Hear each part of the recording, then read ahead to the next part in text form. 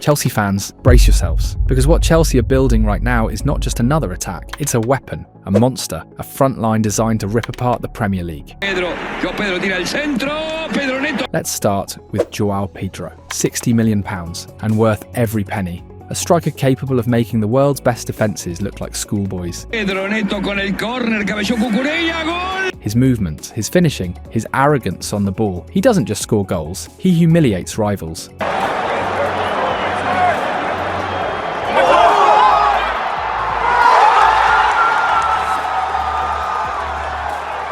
Next, the one Pep Guardiola let slip away, Cole Palmer, rejected by Manchester City, crowned by Chelsea. Cucurella.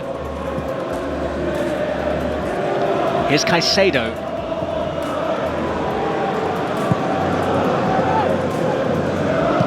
Thiago Silva to Mudryk. That's a good pass, Palmer. Nice first touch. Still going, Palmer!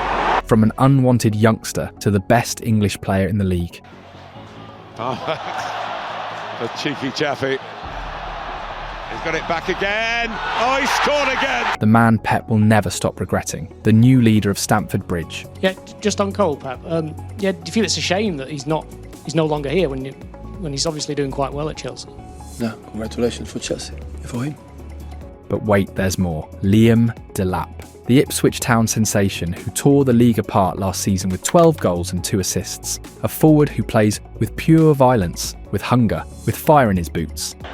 Delap, great strength by Liam Delap, great footwork, great finish Liam! And then comes the crown jewel, the diamond from Palmeiras, Estevao. Explosive, dazzling, unstoppable. Estevao. Oh, brilliant, away from Gerhi. Can he pick out a colleague? He even scored against Chelsea at the Club World Cup as a teenager. He's resisted twice, he'll be asked to do a third time as well. Ball in towards Estevao, the touch is good, the shot's even better! Wow! Now he's wearing the blue shirt, and he's here not to sit on the bench, but to destroy defences. In that position, Cucurella, and here is Palmer, trying to lift it over the goalkeeper onto the bar, and put in by Estevao!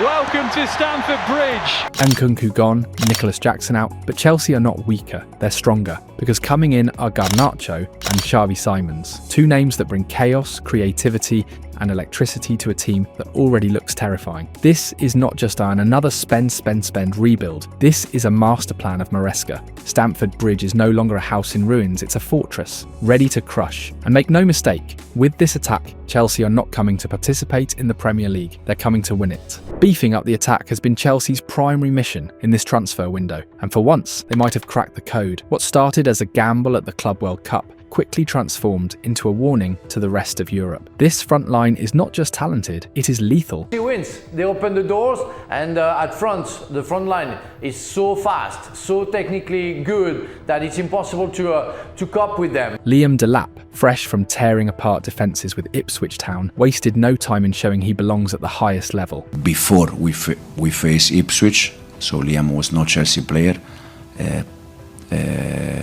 I said that for me Liam potentially he can be England number 9, so was not even with us, and for sure now that he's with us, I'm gonna say again that I don't have any doubt that he can be in the future England number 9.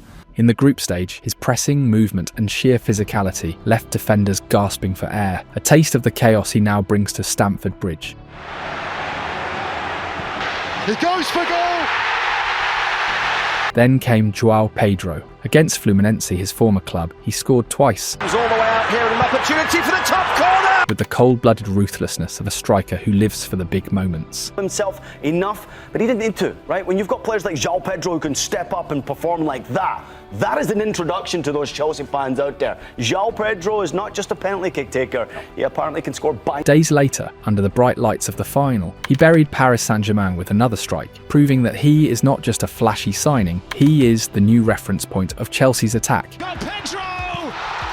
And here's the kicker. Nicholas Jackson, once trusted to carry Chelsea's front line, barely featured in the tournament after that ridiculous red card against Flamengo. His absence barely felt. That's how strong this attack has become. The truth is harsh. Jackson is expendable now. Joao Pedro and Delap have already taken over. But Chelsea didn't stop there. On the wings, reinforcements are arriving like an avalanche. Estevao, the electrifying teenager who already stunned Chelsea in the Club World Cup while wearing Palmeiras green, is no longer a prospect, he is a weapon. Yeah, and without Cole Palmer as well, who was supposed to start and then got injured during the warm-up. That's why Estevao started and had a really good first start for Chelsea in the Premier League this season. Jamie Gittins and Pedro Neto add wit, pace and unpredictability. And on the horizon, Alejandro Garnacho and Xavi Simons, two players who can instantly tilt the pitch and make defences crumble. Even departures have been calculated with cold precision. Christopher Nkunku's exit is softened by the depth Maresca now commands. Noni Madueke's lucrative move to Arsenal wasn't a loss, it was an opportunity, a chance to completely refresh the supporting cast around Cole Palmer. This is no longer just about assembling names. This is about building an offensive machine capable of dictating the pace, breaking down blocks and suffocating rivals with relentless pressure. Yet football is cruel and honest. Crystal Palace, on opening weekend, delivered a painful reminder. For all the firepower, even the most glamorous attack can be neutralised by a disciplined opponent with a clear plan. That is Chelsea's challenge, to turn individual brilliance into a collective storm. Broadening the lens beyond the summer's fireworks, the real question echoes louder than ever. Does this new-look Chelsea attack have what it takes to one day bring the Premier League crown back to Stamford Bridge? Nobody inside the club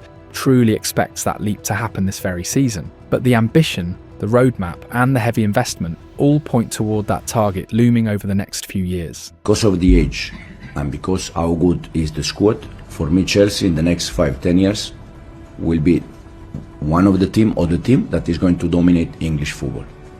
This is what I said to the club the first time I met them. No matter who will be the manager for the next 5-10 years, because of the age and because of the squad, you can dominate English football.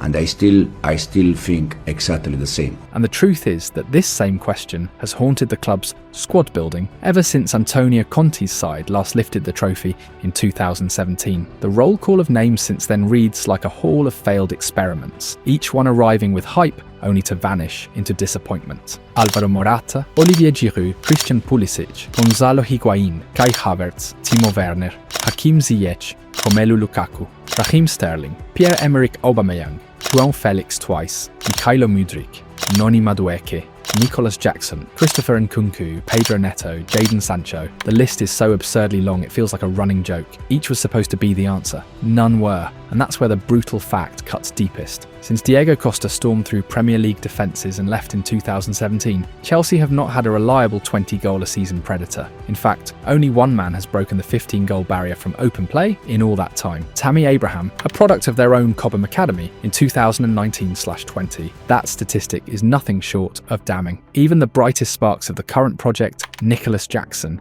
and Cole Palmer, have still fallen short of that mark. Jackson's 14 and Palmer's 13 open play goals last season were encouraging, yes, but in the cold calculus of champions, they are not enough. Why? Because 9 of the last 10 Premier League winners had at least one forward who hit 15 or more open play goals in a single campaign. That threshold, simple, raw and unarguable, is the mark of true title contention. Chelsea are betting big that João Pedro, Liam Delap, or perhaps Palmer himself can cross that line, but history shows how rare and precious that leap actually is. Until they find their own new Diego Costa, that missing piece will always hang like a shadow over their ambition. The only time this rule was broken came in the 2020-21 season, when Manchester City tore up the script. That year, Pep Guardiola's side didn't rely on one ruthless striker, but instead spread the goals across the pitch. Ilkay Gundogan led with 12 league goals, Sterling chipped in with 10, while Mahrez, Foden and Gabriel Jesus all sat just behind on 9. It was balance, harmony and chaos for their opponents. Enzo Maresca, then coaching City's elite development squad, watched that masterpiece up close. Perhaps that's why he spoke with such conviction this summer.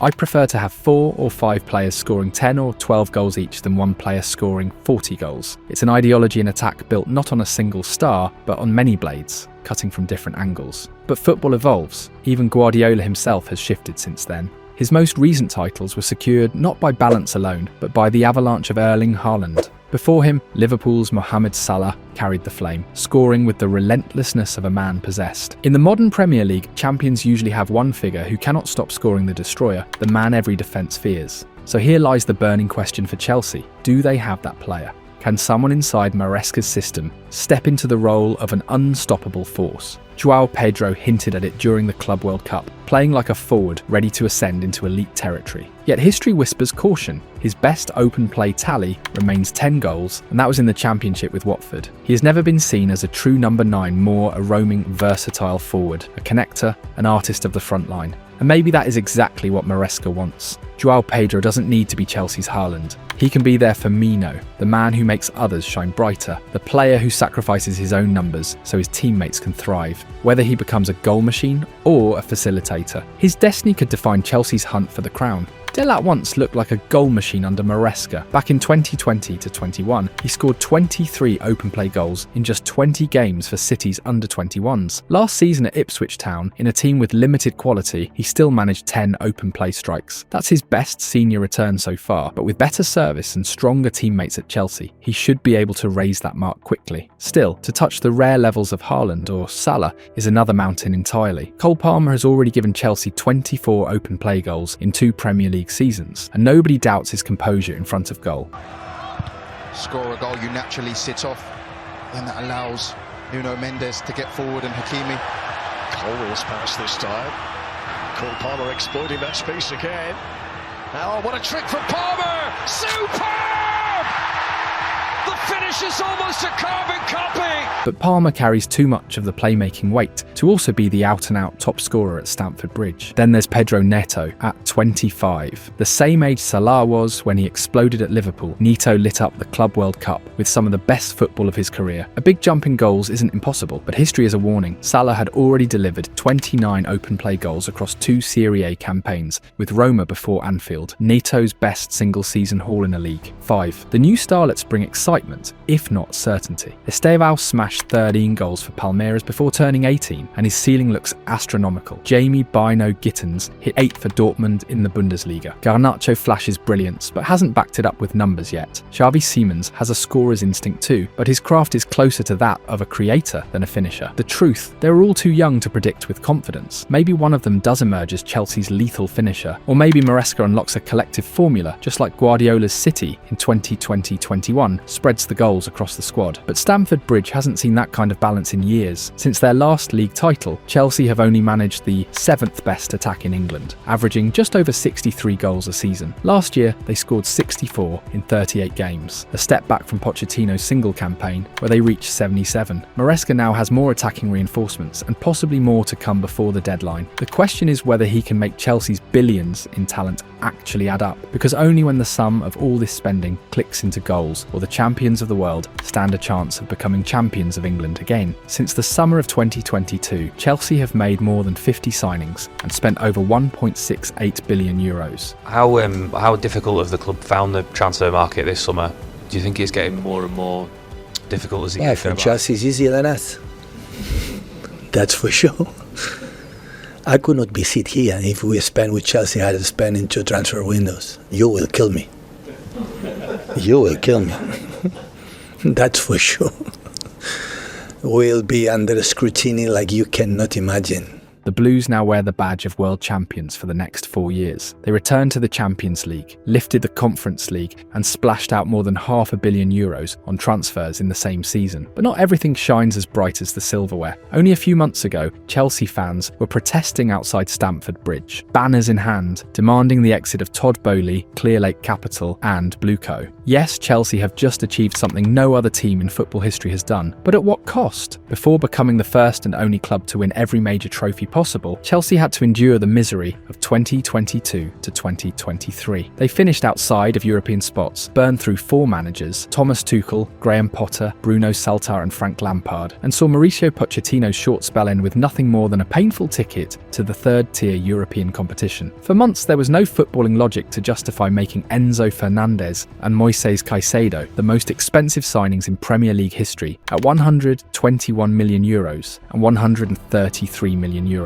Now, the Club World Cup champions stand as the biggest spenders and earners of the 21st century when it comes to transfers. No surprise there. Every year brings massive fees for big names who often fail to deliver. Wesley Fofana, Mikhailo Mudryk, Christopher Nkunku, João Felix. Chelsea are a sleeping giant with a squad of more than 40 players. In fact, the Blues have spent more than €4 billion on transfers, well clear of Manchester City's €3 billion, with Real Madrid and Barcelona also among the top 10 spenders. Out of that sum, €696 million has gone just on forwards, and today for once, it finally looked like that formula worked. The night began with shock in East London. The London Stadium roared as Lucas Paquetá fired West Ham ahead, a thunderbolt that made the champions blink.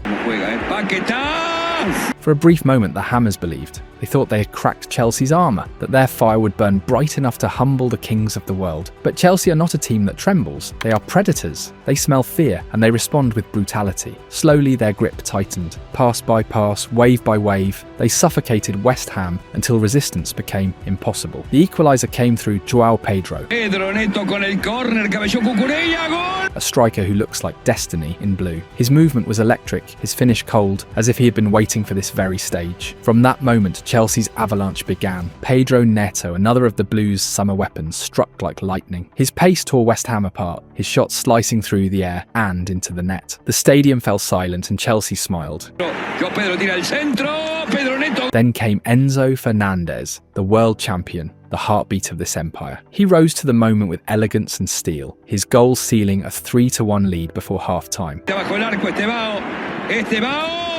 It was not just a strike, it was a declaration. Chelsea had arrived and West Ham were drowning. By the break, it no longer felt like a match. It felt like a coronation. So well done to the players, they reacted well, they scored many goals, full of confidence, perfect for Chelsea. And now we need to talk about João Pedro. That showed exactly why Chelsea paid £60 million for his magic. Only a week ago, questions swirled after a quiet display against Crystal Palace. Could he really carry his Club World Cup brilliance into the brutal pace of the Premier League? Tonight, at the London Stadium, the Brazilian answered with fire in his boots. When Chelsea trailed 1-0 and the game seemed to be slipping, it was João Pedro who lit the spark. Rising at the near post, he met Cucurella's flick with a fearless header that silenced West Ham's celebrations. One chance, one goal, that is what great strikers do. But he wasn't finished. Minutes later, drifting wide into space, João Pedro picked up the ball and curled a clever cross to the far post. Waiting there was Pedro Neto, who smashed Chelsea into the lead. A goal, an assist and a statement. João Pedro had arrived in the Premier League. Maresca asked him to play deeper, in the number 10 role, filling in for the injured Cole Palmer. Instead of shrinking, João Pedro embraced it, linking play, driving forward and carving West Ham open with elegance. Most importantly, he showed he could share the spotlight. Alongside Liam Delap, the young battering ram, João Pedro thrived as the second striker, the clever foil. One drops, one runs, one finishes together. They looked like a partnership with frightening potential. Chelsea fans came to East London with doubts. They left with belief. The stage was set for Cole Palmer, but when injury struck in the warm-up, destiny called the name of Estevão Willian, just 18 years old, first Premier League start, and all eyes locked on him. It could have gone wrong, in fact, it did, at first. A sloppy flick in midfield gifted West Ham the ball, and moments later, Lucas Paquetá had them 1-0 up. For many teenagers, that mistake would shatter confidence, but not Estevão, not tonight. Yeah, and I think what you can appreciate from Estevão right away, that even though he may be slight in terms of his size, in terms of the lack of physicality, if you will, he has no fear. He takes on defenders, gets a hold of the ball, and I'm facing up, I'm getting after somebody, I'm going to dribble somebody, I'm going to take on a defender, I'm going to be a difference maker. If you had any doubts as to what is it that you can do in this league... Instead of hiding, he exploded into life. Every touch carried swagger. Every dribble carved panic into West Ham's backline. Suddenly, the boy from Palmeiras looked like he had been born for this stage. Estevão, anytime he grabs the ball, he's saying, I'm going after this guy. I'm not even thinking about playing backwards. I'm already positioned my body to get after defenders. Then came his moment of brilliance. Twisting to the byline, he sent in a cross so sharp, it sliced through the air, finding Enzo Fernandez perfectly for Chelsea's third. In the press box, staff gasped. They thought the chance was gone, but Estevão had conjured magic. Sky Sports named him man of the match, and the Chelsea fans in the away end roared his name with every trick, every sprint, every duel. He even came close to a debut goal, cutting inside only to see his shot blocked. Turn. Estevão took full advantage of that, Chelsea took full advantage of that. It was impressive from Chelsea's perspective in the attack, and it was impressive from Estevão's perspective. But goal or not, the message was clear. Estevão Willian isn't here to wait his turn. He's here to take the spotlight, to light up the Premier League, and to remind Chelsea that their future is already shining in blue. No one at Stamford Bridge will be getting too carried away by the statistic. It's unlikely Chelsea will still be sitting top once the weekend's fixtures are done. But this win at West Ham carries weight. It was here, back in December 2021, when a 3-2 defeat marked the last time Chelsea surrendered first place in the league. They hadn't returned since until now. To come back, to fall behind so early, and then dismantle their London rivals 5-1 makes the statement louder. This wasn't just a victory, it was humiliation delivered with style. Any rust from their short pre-season and Club World Cup triumph was blown away in 90 minutes of ruthless football. 5 goals, 5 different scorers involved, and all of it without their talisman Cole Palmer. That's the sort of depth that fuels belief inside the dressing room, belief that they can be more than contenders, that they can stand toe-to-toe with Liverpool, Manchester City and Arsenal. And when you look at the names, the picture becomes clear. João Pedro, already showing he can carry the weight of big games. Estevão Willian, fearless, dazzling, and only just getting started. Pedro Neto, explosive down the wing, stretching defences wide open. Liam Delap, powerful and direct, the perfect foil for creative teammates. And Palmer, the crown jewel, the leader, the English star who makes this machine tick. Together they have no ceiling. Each has shown flashes of brilliance on their own, but combined, they form a block of attacking firepower capable of redefining Chelsea's future. This summer's transfer window wasn't just about spending. It was about building something that finally feels different, something balanced, something terrifying. For years, Chelsea have been accused of chaos in the market. Now, for the first time, it looks like that chaos has birthed a system, an identity, and a frontline ready to go to war with the giants of English football. The message is simple. This isn't the Chelsea of old. This is a Chelsea ready to fight for the Premier League crown again.